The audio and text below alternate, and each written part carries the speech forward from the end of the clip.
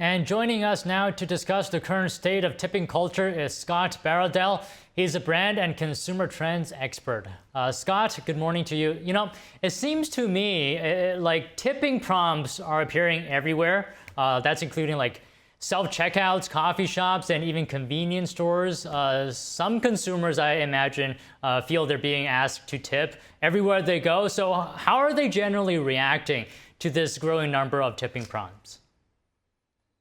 Well, awkwardly for the most part. I mean, it's something they don't like. There's a new survey out from a company called Wallet Hub that shows 90% of consumers don't like what's happened with the expansion of tipping expectations. And they're put in situations where they're face to face with the person who's basically asking them for a tip, handing them this tablet to select 20, 25, 50% tips or more on. And increasingly, they feel obligated to do it, and they're resentful about it. Would you say, other than awkwardness, would you say there's a feeling of frustration, fatigue, or any other word associated with this constant tipping requests? Yeah, I mean, definitely all of the above. This all started in about 2018 when Square came about, and you started to have these new ways of kind of paying through kind of iPad-based payment where they could add in these kind of preset tipping options. And it's just exploded. And as you mentioned, even self-serve kiosks, places where it doesn't make any sense. And so we went from it's hairdressers and waiters and waitresses, hotel concierges, to everyone expects a tip now. And many people just kind of just they've retrenched and said, I just don't want to tip anymore. It's not fair. Scott, my understanding is that tipping has traditionally been as a way to reward service, right? So, what is your view on being asked to tip in situations where no direct service is involved? Yeah, I mean, it doesn't. It's nonsensical, is what it is. It doesn't make any sense. It's like a company saying, "You want to give us some more money on top of what we're charging you." Um, it's kind of gone in this direction for a long time. It used to be, as you said, for extraordinary service, you would give a tip. But it's been for a long time in the fields where service businesses where tipping is common, like in a restaurant, the wait staff. You know that they're not paid very well, and so you feel bad. You want to give them 20%, even if it wasn't the best service in the world. So it's become obligatory in certain fields. You're the person who cuts your hair, things like that. That based on what they get paid, they're expecting that 20%. And so that kind of movement from it being for extraordinary service or very good service to just doing their jobs was already happening in a number of industries, but now it's just spread everywhere.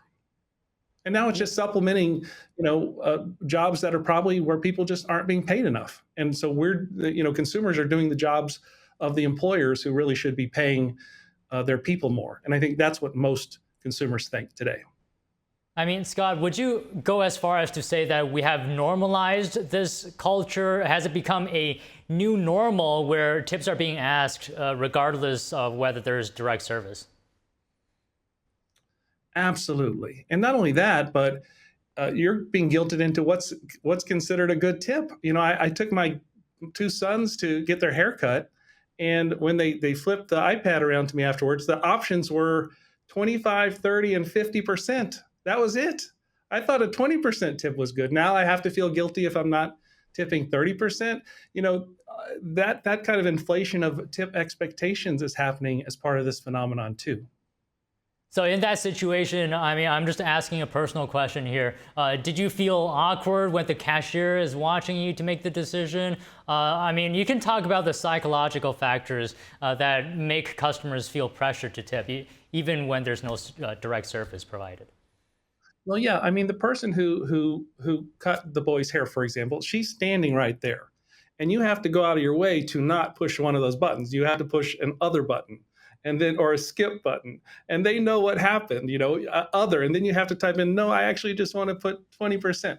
So what I do in that situation is I pick the 25%. I'm not going to, it's too awkward to do the other, and so I think people are increasingly, I'm not sure where this is heading, but I know that this survey that Wallet Hub did, another thing it showed is when asked, people said they preferred a system where you could give reviews of, say, 1 to 5 stars of people's service in jobs where it was really a service job. And then the employer could handle tipping them or giving them bonuses or rewards based on the quality of their service. That's how it works in some businesses. And I think consumers would really rather not have that obligation put in their lap anymore. You know, you make a good point there, and I want to talk about this more. How can consumers, navigate tipping prompts without feeling guilted or pressured into doing it? I mean, do you have to just be naturally born with thick skin? Otherwise, you're out of luck. What are your thoughts? I'll be honest, I'm one of those people who worries about things and doesn't want to be in those awkward situations. I'll admit it. So there are places I'll go where I'll just pay cash so I don't have to worry about it.